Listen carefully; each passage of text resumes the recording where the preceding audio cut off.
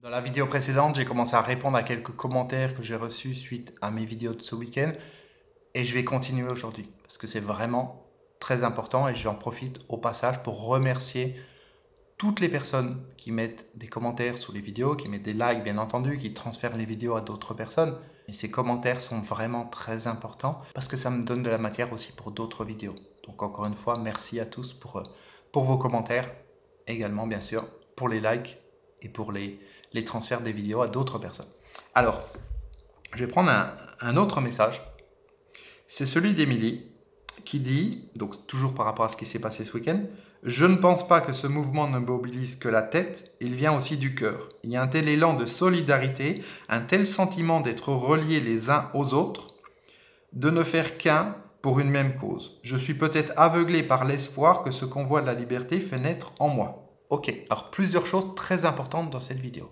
La première des choses, c'est qu'il faut que je fasse un rappel sur quelque chose que j'explique et que je t'amène à expérimenter, qui se trouve dans mon programme Le Réveil. J'en ai parlé hier, tu l'as gratuitement sur mon site internet, tu as le lien dans la description en dessous. Si tu ne l'as pas encore étudié et si tu l'as reçu, si tu es inscrit à ce programme, il va falloir l'étudier pour de vrai. Je dis l'étudier entre guillemets, c'est-à-dire l'écouter. Il y a des parties qui s'écoutent intellectuellement et il y a des parties qui sont des parties d'intégration. Donc laisser les choses s'intégrer à l'intérieur de toi. Concrètement, il y a deux parties en nous. Il y a le véhicule, ce que tu vois là, David, ses pensées, ses émotions, ses peurs, ses craintes, etc. Ça, c'est le véhicule et son identité aussi. Ça, c'est le véhicule. Le véhicule, c'est ce qui est né le jour où je suis né, le jour qui est marqué sur ma carte d'identité pour ma date de naissance. Et c'est ce qui va mourir le jour où je serai mort. Ça, c'est le véhicule. À l'intérieur de ce véhicule, il y a l'être intérieur. Cet être intérieur, il est là depuis des milliers d'années, peut-être même des dizaines de milliers d'années, des centaines de milliers d'années. Il est passé par différents stades d'évolution, le stade minéral, le stade végétal, le stade animal et enfin le stade humain. Et dans chacun de ces stades, il y a eu plusieurs incarnations. Donc il y a cette partie à l'intérieur de nous qui est à l'épreuve du temps, qui existe depuis des milliers, des dizaines, des centaines de milliers d'années et qui va continuer sa vie. Et qui est venu là, dans ce véhicule, pour continuer son évolution. Sauf que cet être intérieur, on ne lui laisse pas le contrôle du véhicule, puisque c'est le mental qui va conduire le véhicule, avec les peurs, avec tout ça. Et que nous-mêmes, on va s'identifier à nos émotions, on va s'identifier à notre identité, on va s'identifier à nos peurs. Moi, je vais dire, bah, tiens, je m'appelle David, etc. Non, je ne suis pas David. Le véhicule, c'est David. Je suis mon être intérieur. Et ce n'est pas une pensée. Quand on descend à l'intérieur de soi, on devient son être intérieur. Ça permet d'avoir du recul sur le véhicule et de pouvoir laisser cet être intérieur conduire le véhicule. Comme mon être intérieur peut conduire mon véhicule et faire que je réalise ces vidéos, qu'à travers ces vidéos, mon être intérieur puisse s'exprimer. C'est comme ça que les choses fonctionnent, en tout cas c'est comme ça qu'elles devraient fonctionner. Sauf que 99,99% des gens sont uniquement dans le mental, c'est le mental qui dirige ou alors c'est l'ego qui dirige. Et puis, leur vie ne va nulle part, ils sont prisonniers de leur identité. Non, moi je suis comme ceci, comme cela, je ne peux pas faire ça. Ils sont prisonniers d'une représentation du monde et ils sont prisonniers de l'hypnose du monde extérieur. Et quand je suis dans le mental, je vais croire n'importe quoi. Et je n'ai pas cette vision globale sur les choses. Et c'est pour ça que je disais dans une vidéo précédente que les gens qui avaient monté le convoi de la liberté, qui avaient participé à ça, avaient fait n'importe quoi. Et qu'au final, ils avaient fait quelque chose qui donnait le résultat inverse de ce qu'ils espéraient. Pourquoi ? Parce qu'ils n'étaient pas connectés à leur être intérieur, qui aurait pu leur montrer, leur donner une manière de faire les choses efficaces qui donnent du résultat. Non. Ils étaient dans le mental, ils étaient dans l'ego, ils étaient complètement déconnectés de la vraie réalité des choses, déconnectés de la vraie énergie qui pouvait faire bouger les choses, qui pouvait faire bouger le monde. Donc j'en reviens maintenant au message d'Émilie, qui dit « Je ne pense pas que ce mouvement ne mobilise que la tête, il vient aussi du cœur. » Mais le cœur, qu'est-ce que c'est ? Quand on parle du cœur, c'est les émotions, on est bien d'accord.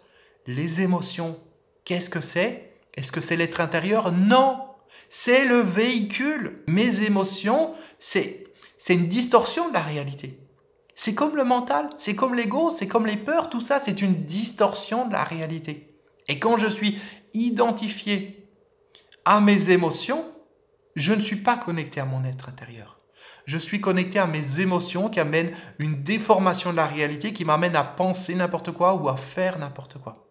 Donc quand on dit ça ne mobilise pas que la tête, ça vient aussi du cœur, oui, ça vient du cœur, ça vient des émotions parce que les gens ils ont une souffrance et ils veulent exprimer cette souffrance, ils veulent trouver une solution.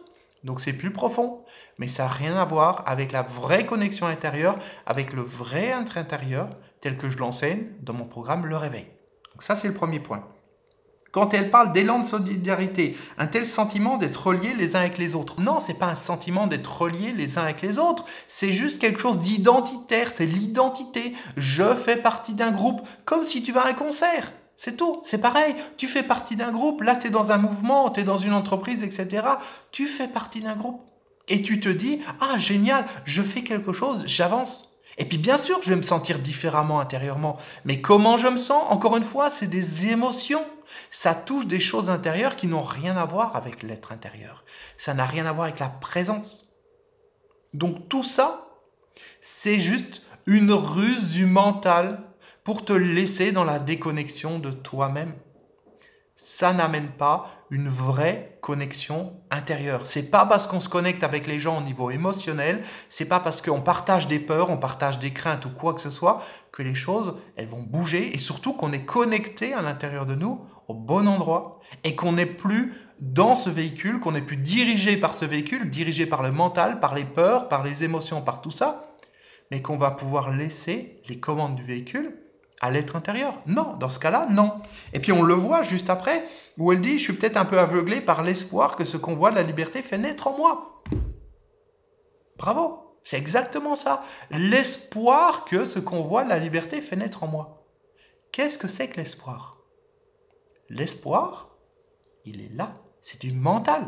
L'espoir, c'est je mets devant mes yeux une image d'un futur meilleur, je regarde cette image et j'y crois. C'est l'espoir. C'est du mental. C'est juste du mental. Ça n'a rien à voir avec autre chose.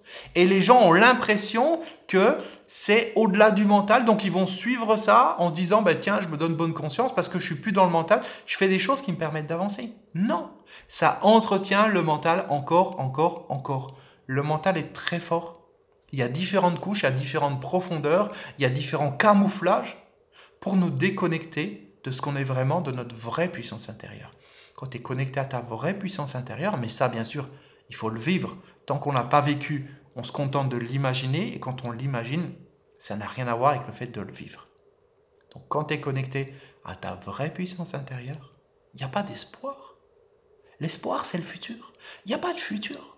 Il n'y a pas de passé. Tout ça, c'est une illusion. La connexion intérieure, elle va bien au-delà de tout ça.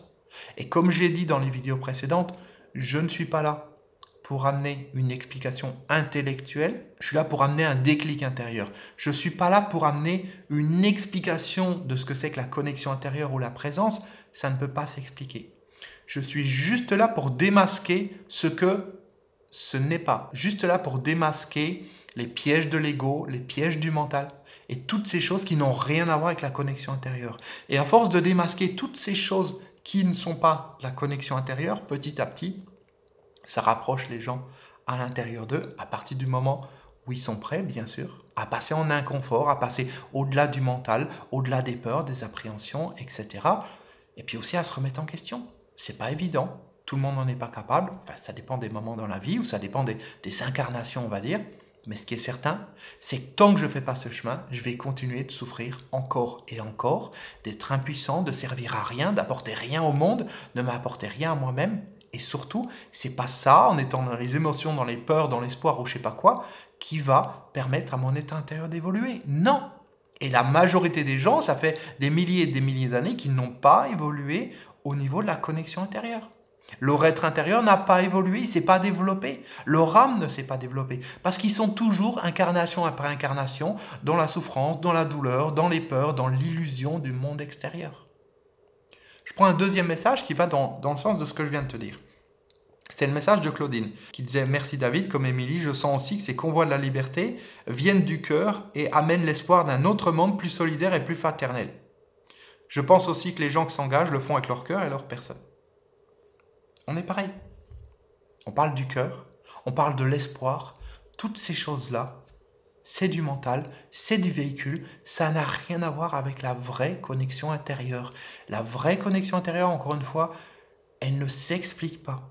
C'est quelque chose qui se vit.